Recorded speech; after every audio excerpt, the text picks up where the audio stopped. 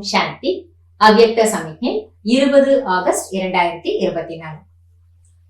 सदा बाप के साथ का अनुभव करते चलो तो विजयी रहेंगे, क्योंकि साथ की अनुभवी आत्मा मोहब्बत में लवलीन रहती है।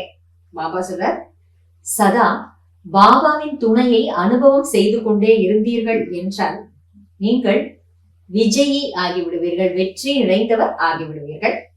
ஏனென்றால் துணையின் அனுபவத்தில் இருக்கின்ற ஆத்மா, அதாவது பாபாவின் துணையை அனுபவம் செய்கின்ற ஆத்மா எப்பொழுதும் அந்த அன்பில் மூழ்கி இருப்பார்கள், அன்பில் மூழ்கிய நிலையிலேயே இருப்பார்கள்.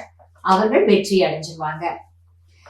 கிசி கே பி பிரபாவ் மே நஹி ஆ சக்தி, அவர்கள் யாருடைய பாதிப்பிலேயும் வர முடியாது, அதாவது யாருடைய தாக்கமும் அவர்கள் மீது ஏற்பட முடியாது.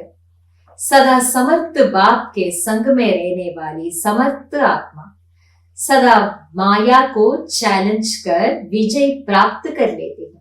सदा சக்தி நிறைந்த பாபாவின் துணையில் அல்லது நட்பில் அவருடைய சேர்க்கையில் இருக்கக்கூடிய சக்தி நிறைந்த ஆத்மாவாக இருப்பவர்கள் எப்பொழுதும் மாயைக்கு சவால் விட்டு வெற்றியை பிராப்தியாக அடைந்து விடுவார்கள்.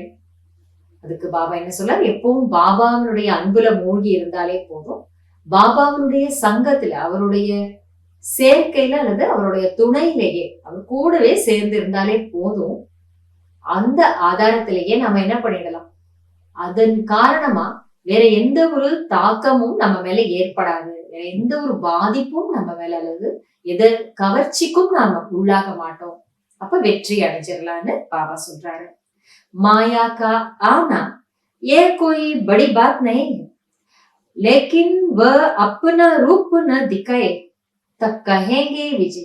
மாயை வருவது என்பது ஒன்றும் பெரிய விஷயம் இல்லை, ஆனால் அது தன்னுடைய ரூபத்தை காட்டாமல் இருக்க வேண்டும்.